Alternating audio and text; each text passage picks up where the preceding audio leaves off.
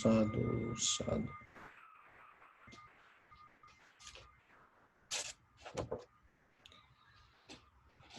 So, dear Dhamma friends,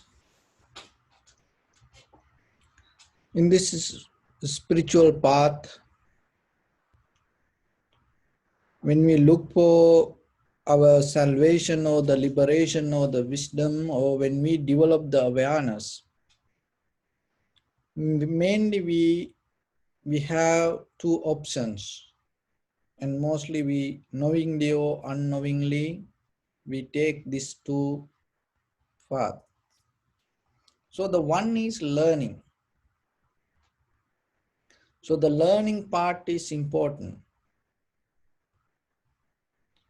and the learning about meditation, learning about awareness, learning about dependent origination is important in conventional life, because learning is a major part in our life. From childhood, we're trying to learn. So the learning leads us to doing. So what you learn always, it leads us to do. And when it comes to the vipassana level of understanding, I always mention this vipassana level because in conventional life, that what we see as vipassana, also sometimes it is conventional. But there is a deeper way we can understand it without the boundary line of the conventional knowledge. So the study is developed us to take us to hold it to this conventional category. So we study, we learn, and we do. So meditation also you can do like that way. You study meditation, then you do meditation. So when it comes to do, there is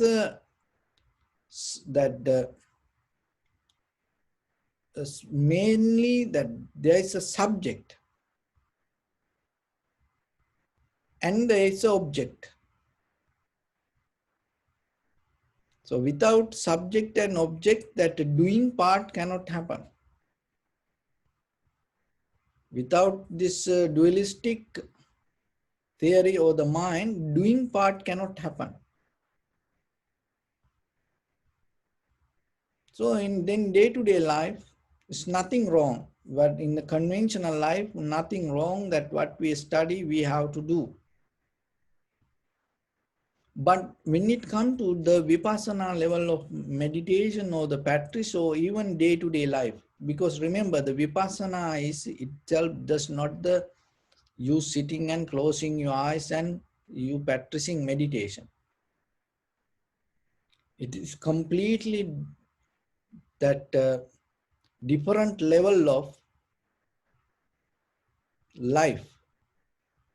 But that doesn't mean it is separate from, completely different from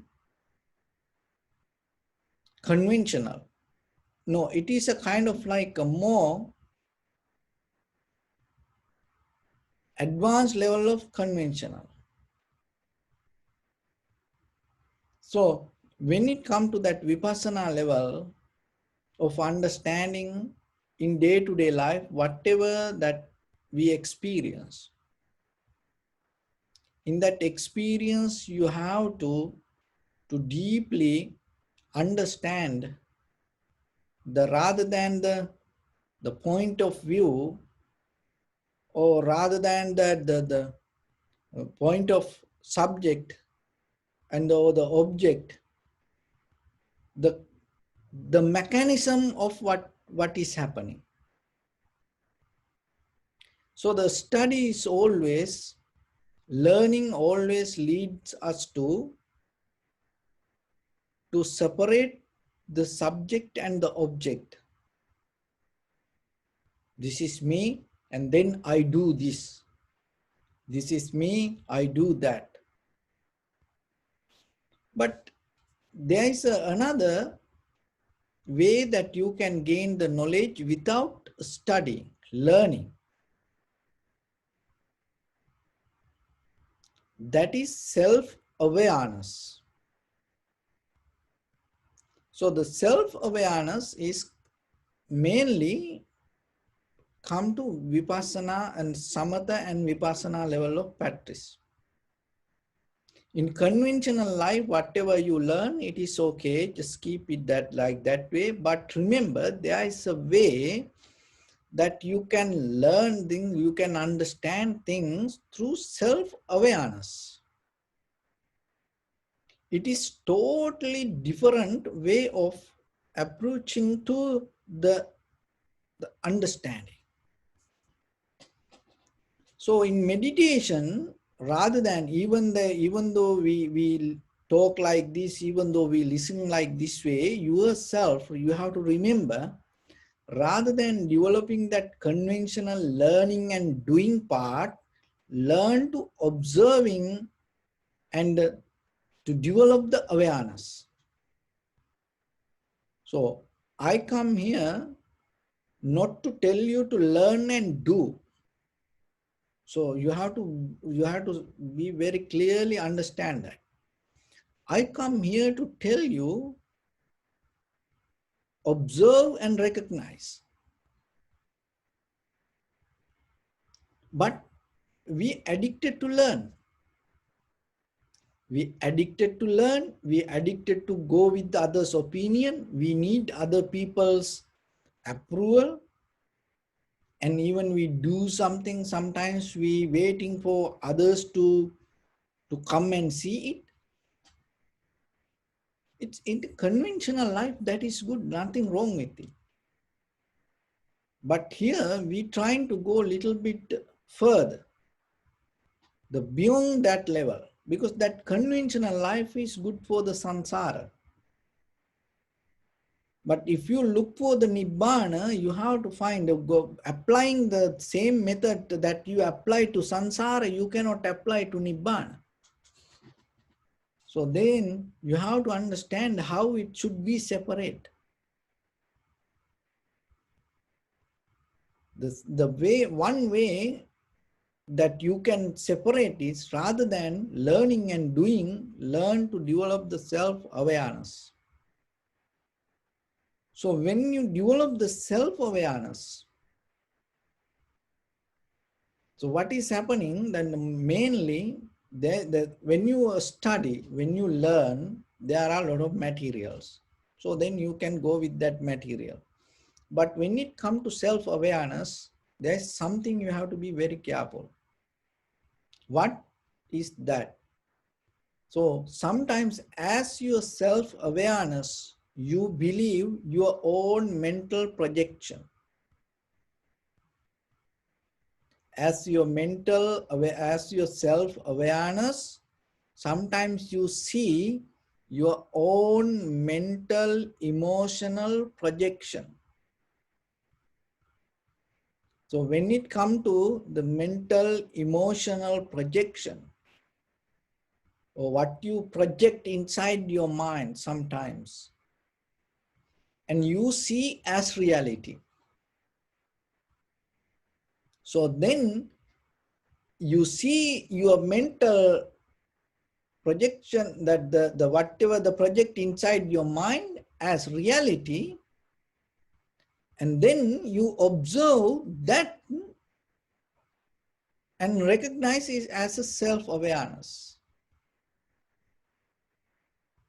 So that is very risky part, because then because your mental, emotional projection, or the what you project in your mind is itself illusion. And that illusion, then later what is happening, you take as reality. And through you recognizing it as a self-awareness, and you take it as reality. So then it's kind of like inside the prison, you build up another prison. There's no escape for that. So that's why you have to be very clear that when you see something, are you see is as it is, or are you see your mind? It can happen dependent origination also. There are some uh, teachers, there are some ways the books explain dependent origination as a separate entity. It's kind of like, as I mentioned from the beginning, study and doing. You can very well explain these outside things in according to dependent origination theory. But the thing is this, when you explain these outside things in according to dependent origination theory, that what you experience this outside, how you know it's a reality or it is a mental, emotional reaction happening in your mind. How you know that? Because we can experience things, and people have daydreams whole their life, from birth to death, some people,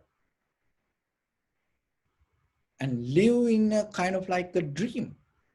So if you take the dream as the reality, you are in a greater danger, because then you don't look for the reality anymore. Why? Because you take the dream as the reality. You take your mental projection of the creation as a reality. Then how are you going to find it?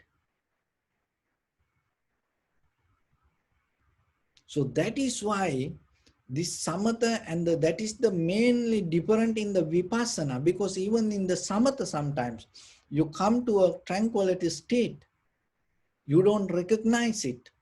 It also kind of like a result of mental, emotional process. But in the vipassana level, that is the only place that you can get out of it. That is the beauty of the Buddha's teaching. And before the Buddha, no one thought about it. Even no one talked about it. So then how are you going to recognize this? In the Vipassana level, remember, dependent origination or kind of like a cause and effect or causality is nothing to do with this outside what you experience with your eye, ear, nose, tongue, body, mind as a separate entity. So in the very first thing that you have to remember, the causality or the cause and effect or the dependent origination, you have to recognize within yourself, within your own experience. You cannot do it by studying and doing. That's the thing.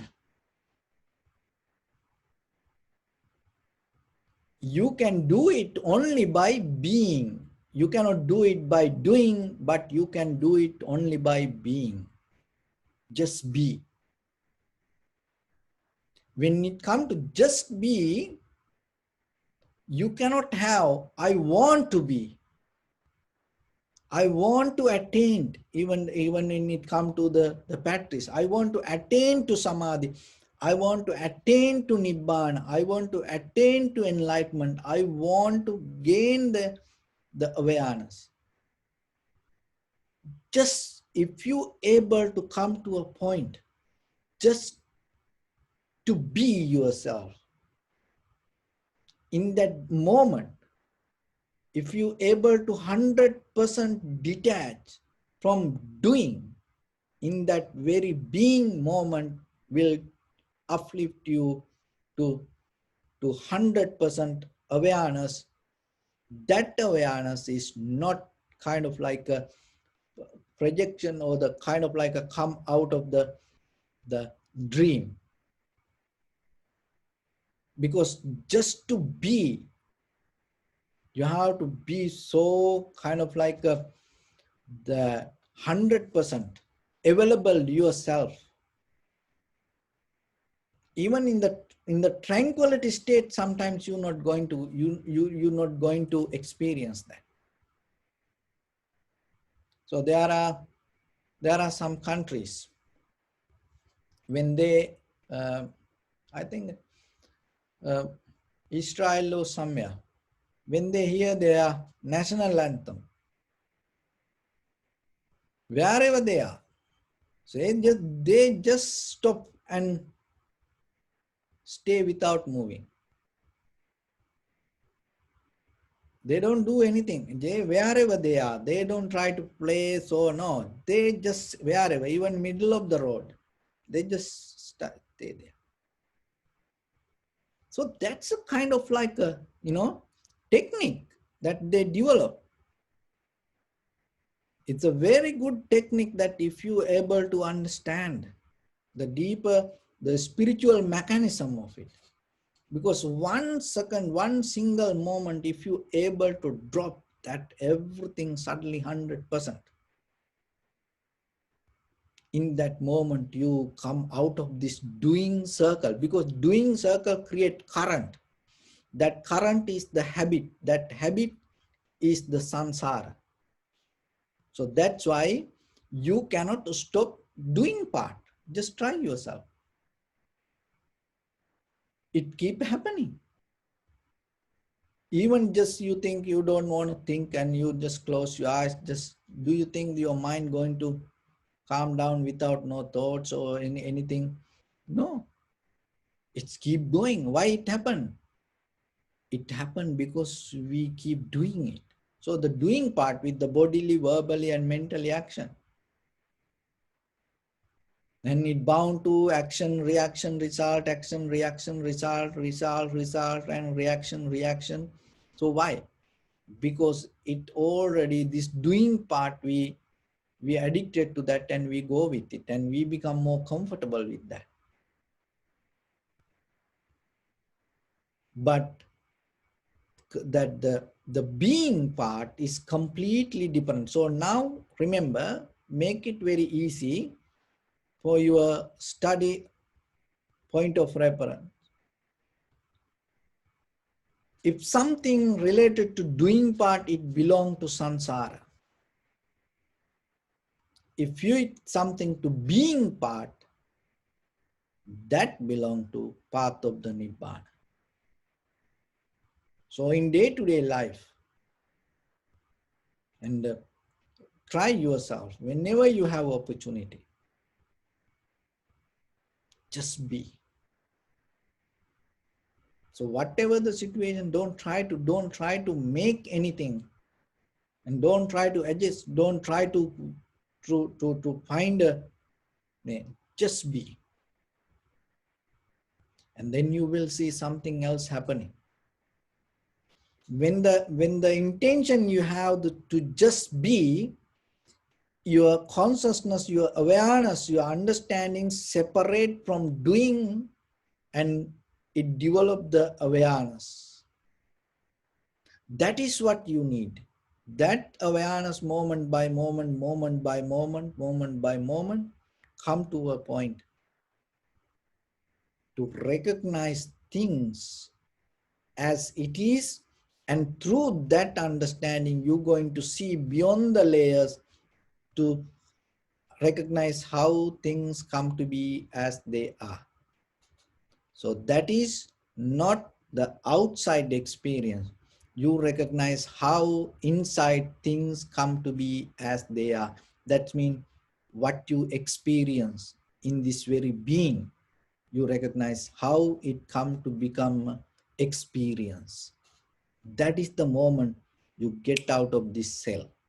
You get out of this capsule. You get out of this circle of doing part of the samsara. You recognize the inner experience, how it come to be experienced.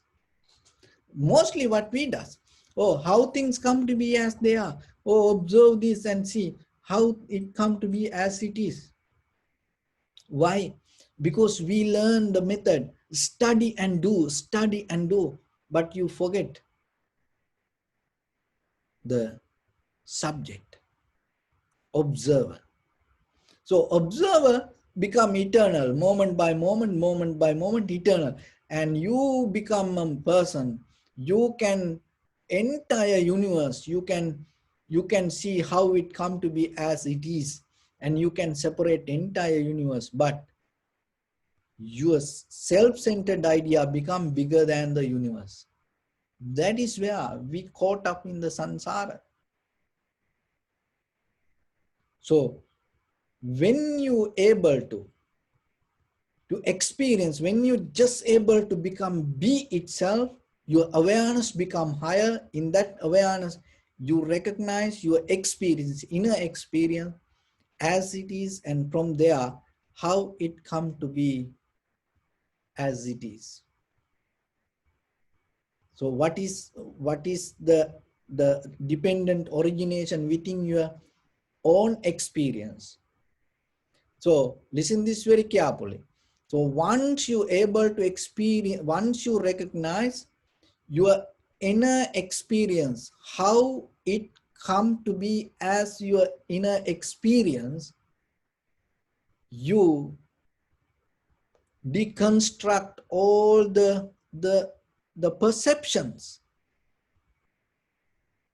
and then separately you no need to recognize this, and separately you no need to understand how this come to be as it is. Why? Because this is not separate from your inner experience. You itself already get out of the bottom level of this experience, and then itself, when you able to recognize how inside you that the very being itself, how it come to be as it is, or how this come to be as experience within inside you, this already you understand. So that is what you have to reverse the pattern and go towards that way. Not you forget the self or the subject, and then you go with the object. You can break it, cut it, and burn it, and hit this and change the pattern, and you can put it to machine, you can boil it, burn. People do that to understand this. You can do that. Why? Because we learn, study and understand. Study and doing, study and doing. So for a certain level, and in this conventional life, we need it. But remember, if anybody look for beyond that, if anybody understand that this is not work for you, there is another method. So what is that method? Just be and recognize, develop the awareness. So in that awareness, that what you recognize will take you to the ultimate truth. So one day Venerable Sariputta, that he is one of the great disciples from the Buddha's Sangha community. And he was sitting in one place, and he saw there was a Brahman came with the lamp. It's a daytime. And he came with the lamp, and then the Venerable Sariputta asked, oh, what is this lamp? What does this mean? So then Brahman told, because I want to do some service to others. I want to do something to others. And I want to, at night, I want to show them the road. I want to give them the light. So that's why take this light with me. So then Venerable Sariputtas, so why you keep it daytime? At night, it makes sense. That's very good. But why you keep it daytime? So then when this Brahman told, no, because if I turn off this, I afraid to maybe I cannot, I afraid if I cannot light at night, then this light will disappear. I want to keep this light, keep lighting, because it is a risk. I'm not sure if I light it again or not. So then the Venerable Sariputta told, see that you have the compassion to do something good to others. But the thing is, the same moment by moment, this light burning the oil, and your mind also burning with the fear. So have you ever think that this light, how long this light exists, that much you exist with the fear. So the Brahman understood, and he put the light, and he bowed to the Venerable Sariputta and told, oh, I am so grateful you make me free from that. I understood. So what is the moral with this? And sometimes we have desire to do good, and sometimes we have desire to be good. But at the same time, that intention and hold us and make us afraid. And then that what will happen, that our goodness become kind of like a fear-based good. So then it never going to bring us to the happiness or the satisfaction, because the fear always going to become stronger, stronger, stronger. When the fear becomes stronger, naturally it leads us to mistakes. So then remember, especially when you do good, and don't allow the fear to build inside it. And always remember that whatever the things that you do it sake of the good. You do it on behalf of the good. You do it as much as for the good. And don't allow anything to come and overtake that goodness. So that way, that goodness will take you to the purification. So with that, I bless upon everyone with this good practice. May all of you be well, happy and peaceful. May no harm come to you. May no difficulties come to you. May no problems come to you. May you also have the patience, courage, understanding and determination to meet and overcome inevitable difficulties in your life. During this time period, may everyone stay healthy and safe. And finally, may all of you attain supreme bliss of Nibbana.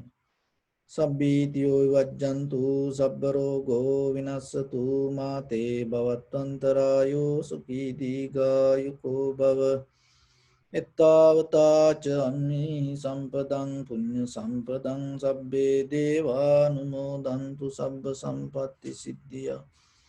Sabbe bhuta anumodantu sabba sampatti siddhya. Sabbe satta anumodantu Sabba sampatti siddhya idam me punya kammang asavakkaya vahang hotu sabba dukkha pamuncatu. Bless you.